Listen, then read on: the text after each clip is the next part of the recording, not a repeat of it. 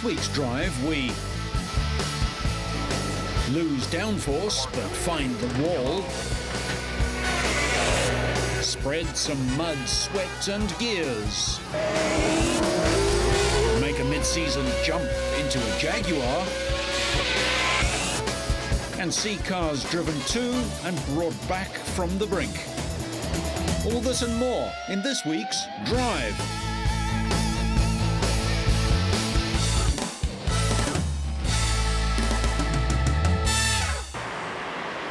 The busy streets of Moscow had a rare visitor recently. Ralf Schumacher came to host a Formula One driving day in an attempt to pass on safer driving skills to the public in the Russian capital.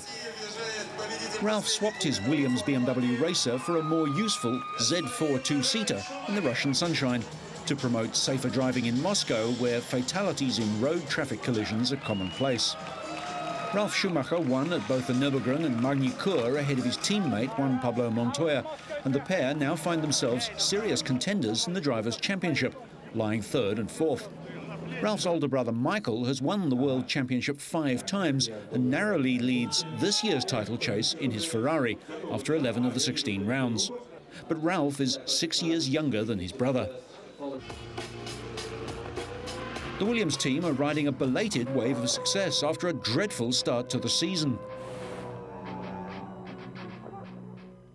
Ralf opened a driver training facility in Moscow where enthusiasts and official drivers will be taught defensive driving tactics and how to handle their cars properly. The Williams pair took back-to-back 1-2 finishes in Germany and France. Montoya won in Monaco and came home second in England, although Ralf finished 9th. Later, he discussed the team's change in fortunes with reporters. Well, when we started with the FW25, we weren't particularly happy, but that was shown by the poor start we had at the beginning of the season. We had some aerodynamical problems and couldn't quite find a way to really set up the car perfectly on race meetings. It took us a while to understand the whole new concept of the 25 on the circuit, and it took a while on the aerodynamical side to make the car as it is in the moment. He was asked whether he could reel in his brother and win the World Championship himself. Theoretically, I would need to win every race if he comes second, so it's pretty difficult. Plus, in Formula One, things can change very quickly. So, in the moment, we are stronger than a Ferrari, down to various reasons, starting with the tyre, for example, and having a really good package in the moment. But that can change already next race. Does he expect the team to win any more races this year? Well, I don't know. I mean, I seem to be able to win races, so let's wait and see. In the moment, I'd say yes. I mean, the team is doing a good job, and I hope that I personally don't do any stupid mistake or that I don't have a problem. Then we'll see. He was asked by a local reporter whether he'd like to race in a Russian Grand Prix if there was one. Would you enjoy racing here in Moscow in a Formula One car? Well, why not? Depends on the circuit, obviously. But I heard rumors about it, but then it got very quiet again about it. So I'm sure there's still a plan to do a race in Russia, and why not? I mean, we have you know, a lot of races in Europe, and there's a lot of space really to go out and everywhere else. And still, Russia is a very interesting market, and it seems just going through the city already. I saw a lot of people, you know, joining us, even if they and things to sign. So the interest of motorsport seems to be very big. So that's always great for us, certainly. Yeah, it would be a pleasure. A deal for a Russian Grand Prix collapsed last year. Mayor Yuri Lutskov blamed Formula One's Supremo Bernie Ecclestone for the failure. The first race was expected to take place next year at a new circuit a few kilometres south of Moscow. After the press conference, Ralf was presented with a gift, a traditional Russian samovar, but the younger Schumacher would doubtless prefer to be holding the Formula One World Crown at the end of this season. The day after the British Grand Prix at Silverstone, the Jaguar team sacked its underperforming second driver, Brazilian Antonio Pettonia. At the beginning of this year, he and Australian Mark Webber joined Jaguar. Webber has had a year in Formula One with Minardi, but Pettonia is a first-year rookie. From the start, he knew it would be hard. Well, it's a dream come true to be in Formula One for me, and we're going to have a difficult season. I think there's a lot of work to be done in here, and it's always difficult when you are a newcomer as well. So I have a lot to learn, but it should be quite interesting, and I'm looking forward. But for the 22-year-old, the dream turned into a nightmare. 6 DNFs and 5 pointless finishes. His best, 9th in Austria. Petsonia has been under pressure since the team tried to replace him with McLaren's test driver, Alexander Wurz. Negotiations failed and Jaguar offered him the test driver role, but he refused. He was previously a test driver for Williams. Mark Webber has scored all the team's 12 points this year and is 9th in the title. Now in his second year in Formula One, he made a dream debut with Minardi, scoring 2 points in his very first race at home in Australia. Webber's place at Minardi this year was taken by Briton Justin Wilson. He's the tall one, with team owner Paul Stoddart. Justin won the Formula 3000 World Championship in 2001 and brought his drive in the Minardi team by floating himself on the London Stock Exchange. Being 6 feet 3 inches tall, he's by far the tallest man in Formula One, and he simply didn't fit in last year's Minardi. But team owner, Australian aviation entrepreneur Paul Stoddart, recognised his talents and was determined to get him in the car for 2003. In Justin, I saw a potential champion. Now, he proved that in 2001 when he won the championship, and Formula 3000 at international level is no easy championship to win. Of course, his height, everybody said he'll never make it. I suppose Minardi's almost the patron saint of giving people a break, and that's exactly what we did. We tried to get him in the car in August. He didn't fit this year's car, so we made absolutely certain that he would fit next year's car, and our plans really from August of this year was to have Justin in the car if humanly possible, and I'm just so proud today we're going to do it. I think he will continue in the tradition of Alonso and Webber before him in proving to be a race winner of the future, perhaps a point scorer, and who knows, maybe he could even get a podium for Minardi.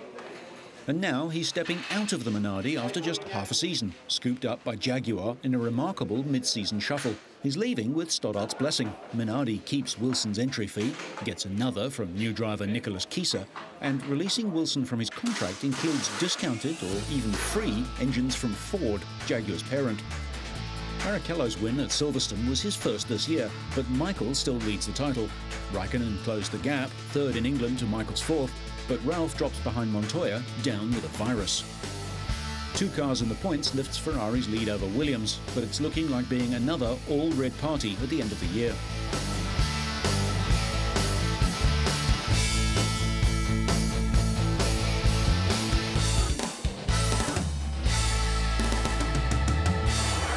A beautiful day for racing at the Chicagoland Speedway brought out a huge crowd.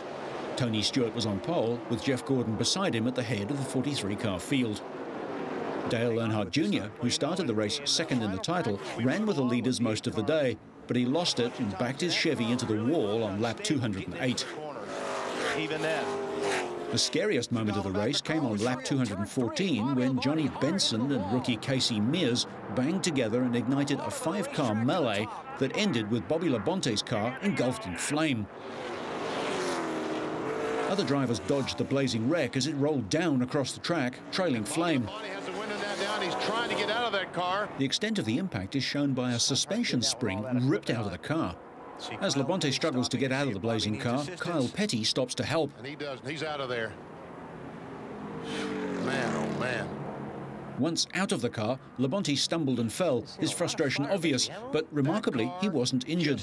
Just spun. Save it. Johnny's tires bent out. The racetrack and he clips the 18 car. In a replay, it's clear why he was so annoyed. He was an innocent party involved in someone else's crash. Mike Wallace and Robbie Gordon were also involved in the collision, but Mears, Gordon and Benson were all able to continue.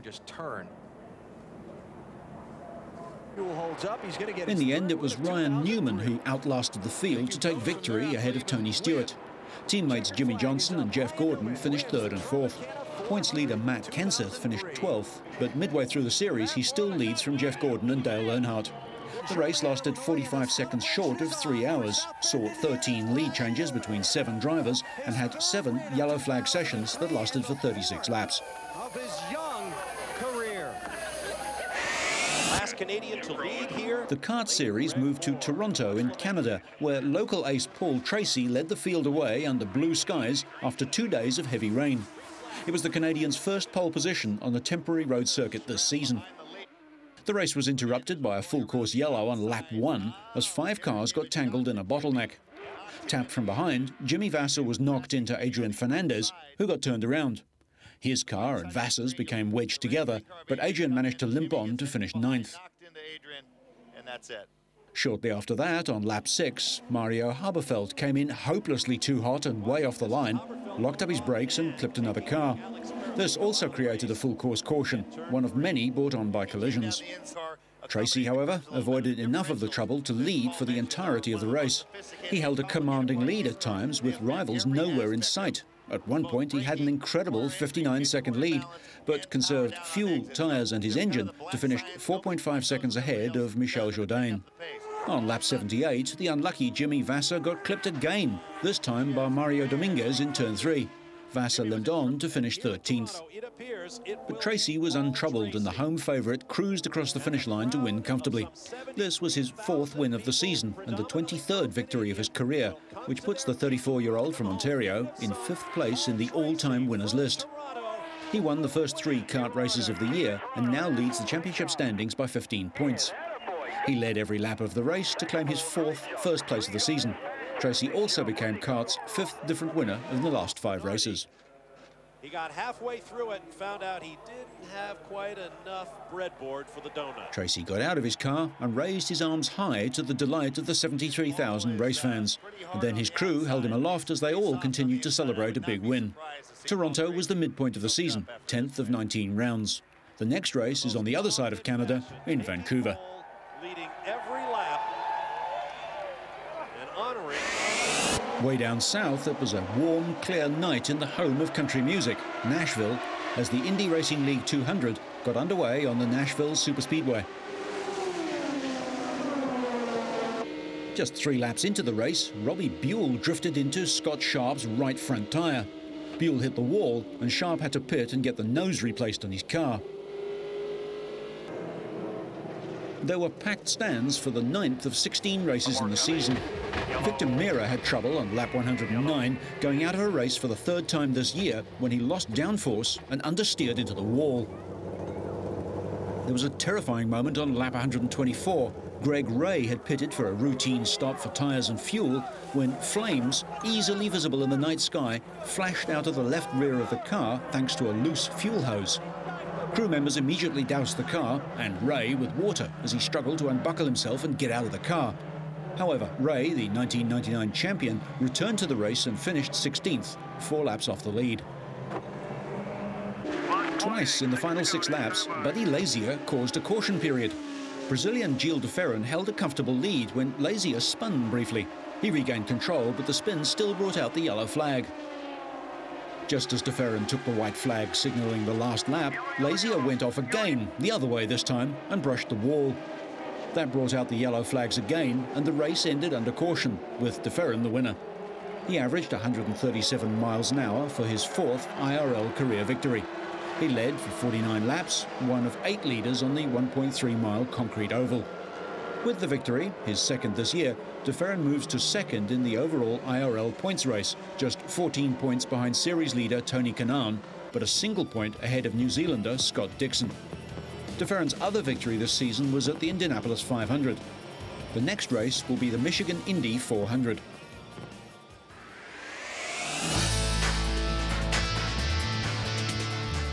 If you're like most drivers, you probably spend almost as much time in your car as you do at home or at work. To pass the time, most people listen to music or the radio, but now drivers have a new choice over radio, tape or CD. A Los Angeles-based team has developed a new technology called the Fat Box. Using your current car stereo and the controls right on your dashboard, the Fat Box allows you to access hundreds of CDs right in your car. Drivers now have the freedom and flexibility to enjoy their music on the move.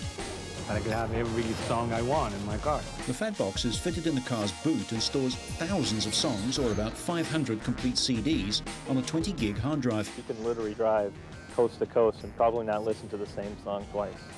Record label EMI is supporting the new technology by preloading a sample of digital music onto each new Fat Box. All you have to do is say, okay, I want Pink Floyd.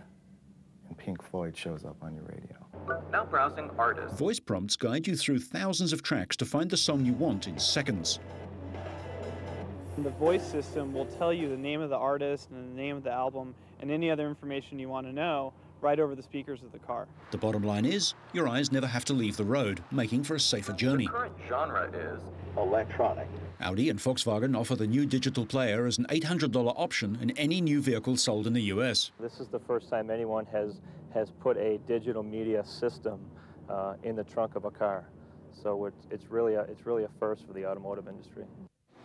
The Fat Box is also available for other types of cars and can be easily installed. People burn CDs all the time, put whatever favorite songs they have onto one CD. If you could put on just one hard drive with unlimited songs rather than just like 20 on one CD, then I think people go for it.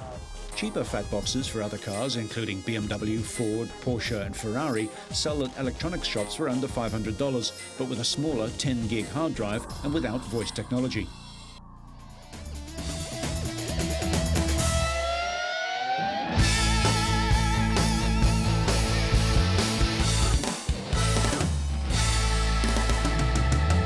In the Trials World Championship, the 7th round of 9, the Italian Grand Prix saw England's Dougie Lampkin holding a slender 8-point advantage over Takahisa Fujinami of Japan.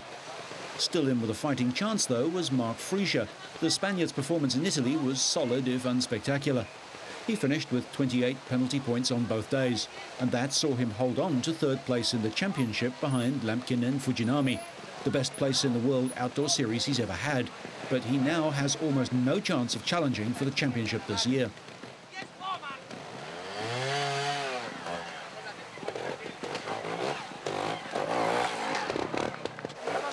Fujinami was also in consistent form throughout the weekend.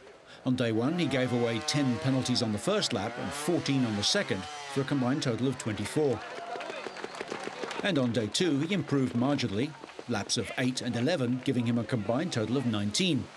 That put him on 231 points in the overall championship at the end of the weekend, an advantage of 29 over Frisia in 3rd. Reigning world champion Dougie Lampkin pulled off near faultless laps on the first day. With 6 penalties, all from the first lap, the Montesa rider took the lead and was looking good for a win, his 3rd of the season. But the second day wasn't so kind to the Englishman. He matched Fujinami with 8 penalties on lap 1, but crashed in section 9 of the second lap, hurting his left leg and nearly forcing his retirement. He fell very heavily and the impact left his leg with no feeling. Then he took 5 penalties in the next section from a harsh observer when he touched the flag.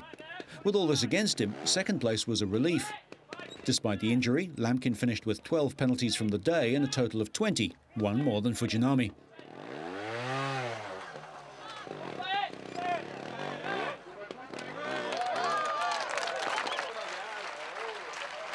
Nothing has changed between the top 2 places after the Italian Grand Prix. The gap is 8 points with only 2 rounds left, in France and the Grand Prix of Europe just outside Madrid in mid-September.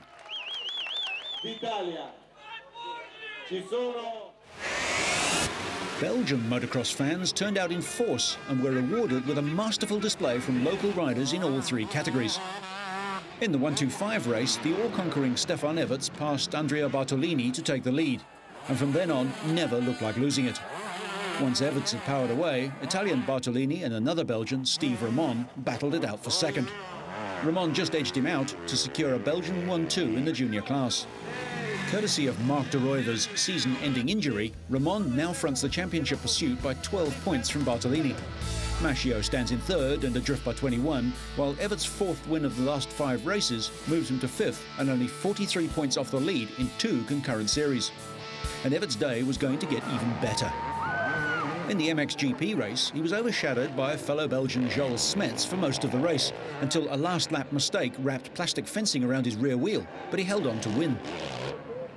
France's Michael Pichon was almost a minute behind in 3rd place, and so all eyes were on the tightly matched contest out in front. Everts proved his class again, holding off Smets to record another win. Riding factory Yamaha 4-strokes in both the 125 and MXGP races, he completed another double victory. His 5th MXGP win in a row, his 4th 125 success from 5 races, his 6th consecutive Grand Prix Winners' Trophy, and his 3rd double set in a row, for an awesome 63 career wins. He moves 2 points ahead of Pichon in the title, with Smets 5 points behind the Frenchman.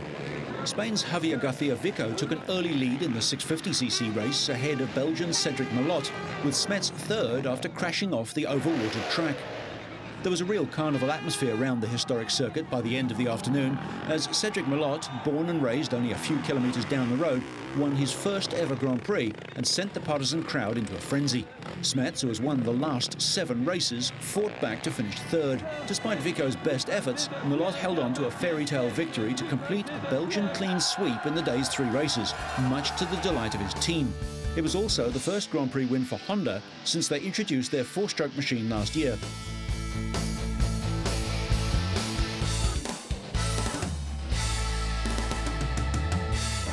And finally, it's rush hour in Kinshasa, capital of the Democratic Republic of Congo. For most of Kinshasa's 6 million inhabitants, it means rushing to catch a car, because when reliable transport is just one of the casualties of civil war, wheels are in short supply. And that means some unique local solutions may emerge. This is a Toyota Corolla 3K engine. I'm going to adapt it into a Cadet. The Cadet is a German car, whereas the engine is Japanese.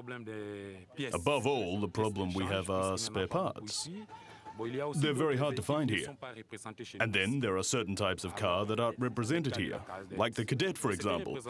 It used to be available here, but now you can't get it anymore. So we have to make do with what we have. To get these cars to work, we have to adapt them. With virtually no public transport, Kinshasa commuters are at the mercy of private operators, and many dream of owning their own vehicle. Shoba builds cars from whatever parts he can find. We have to remodel the engine support because this body wasn't made for a Toyota engine. Originally, it was designed for a Cadet engine. No matter where the car came from, the bits inside could have come from anywhere. Now that we've remodeled the engine bay, we're going to put the engine in and then connect it up. Then we do the quality control, the technical checks. We check all the parts, the instruments, and all the other things. Then the electrician will come and connect all the wires, and then we'll start it. The working Cadet is now worth about $1,200, but actually it's now a Toyota because it's the engine number that matters. Mistaken identities like that don't make life easier for the Congolese transport authorities. In our country, especially in Kinshasa, there are many cars that don't comply with the rules, that drive without a motor vehicle inspection certificate, without a road license, sometimes even without being registered at all. Most drivers here just don't have this culture of going to official offices to get the documents they require.